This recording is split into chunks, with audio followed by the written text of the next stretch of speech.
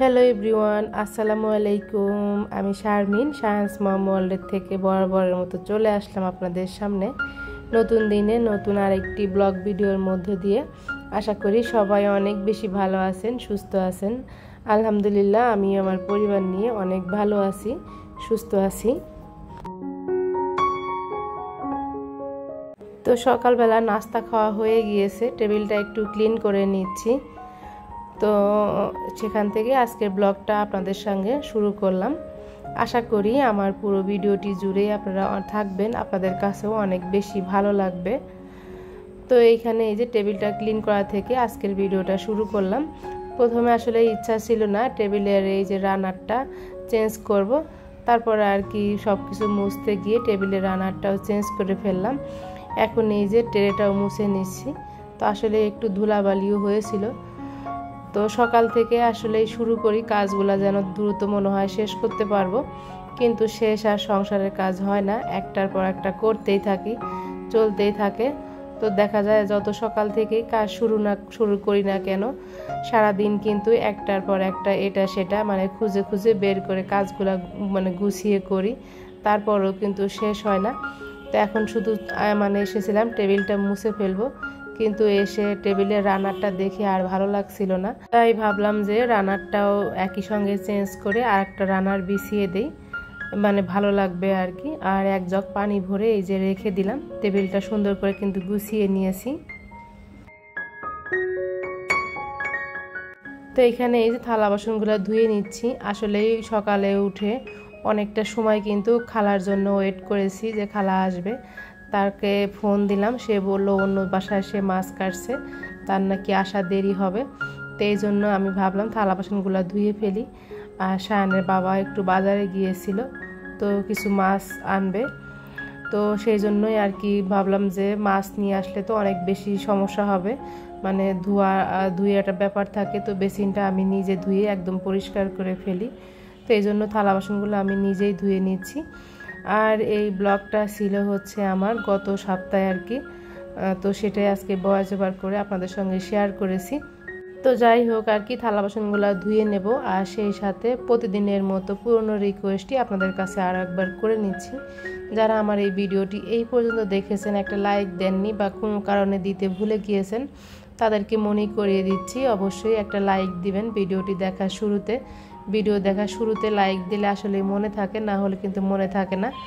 তো অনেকেই দেখি যে লাইক দেন না, শুধু কমেন্ট করে চলে যান, তখন কিন্তু বুঝতে পারি যে লাইকের থেকে কমেন্টের সংখ্যা বেশি, তাহলে অবশ্যই সে কমেন্ট করেছে, লাইক দেয়নি। একটা লাইক দিতে কিন্তু খুব একটা কষ্ট হয় না, একটা কমেন্ট করতে কিন্তু অনেকটা সময় লাগে, অনেকগুলো অক্ষর কিন্তু টাইপিং করতে হয়। তো এই জন্য আর কি বলছি, অবশ্যই একটা লাইক দিয়ে ভিডিওটি দেখবেন। একটা ভিডিও তৈরি করতে আসলে অনেক বেশি কষ্ট হয়, অনেক বেশি সময় লাগে। সেটা আমরা যারা ভিডিও তৈরি করি সেটা কিন্তু আমরা আসলে ভালো মতোই বুঝতে পারি। তো অবশ্যই একটা লাইক দেবেন। আর এই ভিডিওর কোনো অংশে ভালো লেগে গেলে অবশ্যই আমার চ্যানেলটি সাবস্ক্রাইব করে আমার পাশে থেকে যাবেন। আর অবশ্যই সাবস্ক্রাইব করার পরে কিন্তু পাশে থাকা বেল বাটনটি অবশ্যই প্রেস করবেন, অল অপশনটি সিলেক্ট করে রাখবেন, নোটিফিকেশন আকারে কিন্তু চলে যাবে আপনার কাছে। আর আপনি কিন্তু চাইলেই যখন ইচ্ছা তখন আমার এই ভিডিওটি আপনি দেখে নিতে পারেন সময় সুযোগ মতো। যারা আমার চ্যানেলটি ভিজিট করছেন অথচ আমাকে আমার চ্যানেলটি সাবস্ক্রাইব করেননি, অবশ্যই তারা সাবস্ক্রাইব করে আমার পাশে থেকে যাবেন। তো যাই হোক, আমি কিন্তু থালা বাসনগুলো ধুয়ে ফেলেছি। এখন এই যে মাছও নিয়ে এসেছে, তো মাছগুলা এখানে এই যে একটু ধুয়ে নিচ্ছি। এখানে এনেছে অনেকগুলা ইলিশ মাছ, রুই মাছ, রূপচাঁদা মাছ, ট্যাংরা মাছ। আপনারা কিন্তু অলরেডি দেখে ফেলেছেন যে এই মাছগুলা কিন্তু আমাদের খাওয়াও হয়ে গেছে। তো যাই হোক আর কি, এই ভিডিওটা দিতে অনেক বেশি দেরি হয়ে গেল।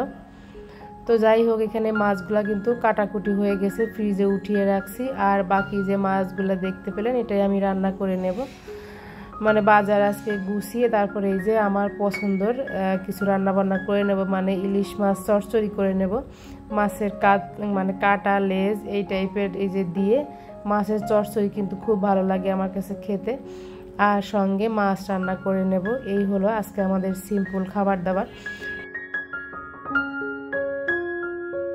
আসলে আমরা মেয়েরা কিন্তু দেখা যায় হাজবেন্ড আর বাচ্চাদের দিকে দেখতে দেখতে এদের জন্য আসলেই সব কিছু করতে করতে নিজের ভালো লাগা পছন্দ অপছন্দ সব কিছুই কিন্তু মানে এক কথায় মানে ভুলেই যায় আর কি। আমাদের মনেই থাকে না যে আমাদের আসলে কোনটা পছন্দ কোনটা অপছন্দ। সবসময় কিন্তু তাদের পছন্দ মতো সব কিছু রান্না করি, বা বাচ্চা বা হাজবেন্ড কোনটা পছন্দ করে কোনটা খেতে ভালো লাগে আমরা কিন্তু সেটাই রান্না করি।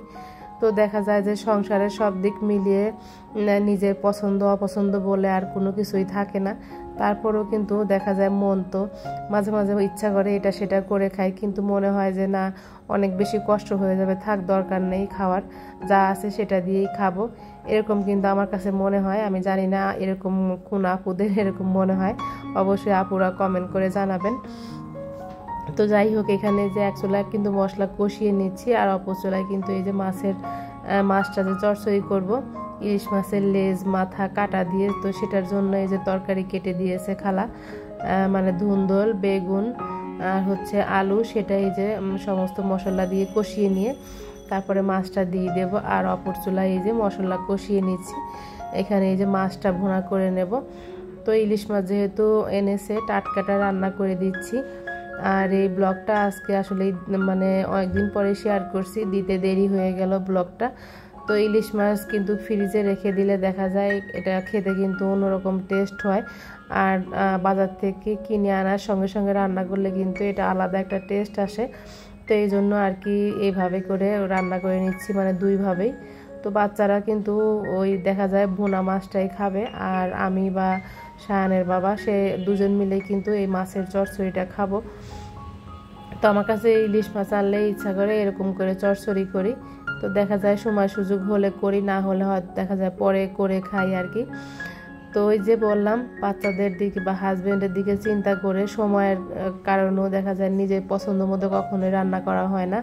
তো সবসময় চেষ্টা করি তাদের পছন্দ মতোই করতে।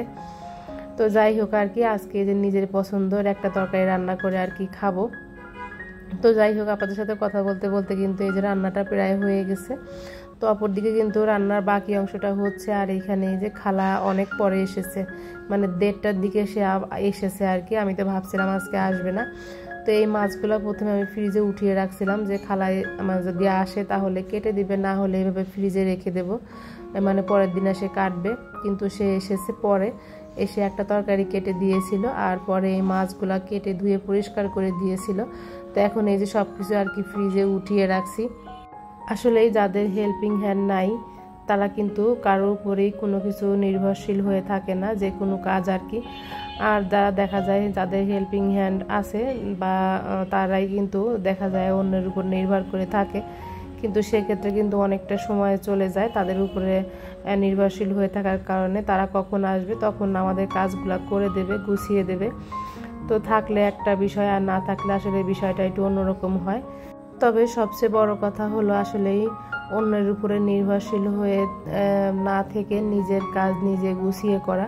তাতেই মনে হয় যে আসলে সব দিক থেকে সময়ও বাঁচে, আর সব দিক থেকেই ভালো হয়।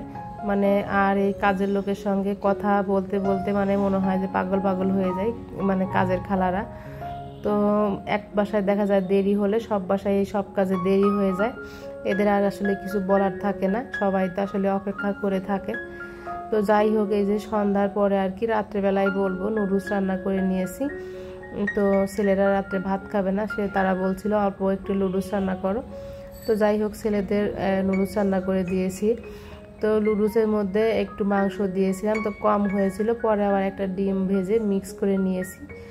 তো আসলে নুডলসটা রান্না পুরোপুরি শেয়ার করতে পারিনি। তো যাই হোক, আজকে এখান থেকে বিদায় নিচ্ছি। আল্লাহ হাফেজ, আসসালামু আলাইকুম।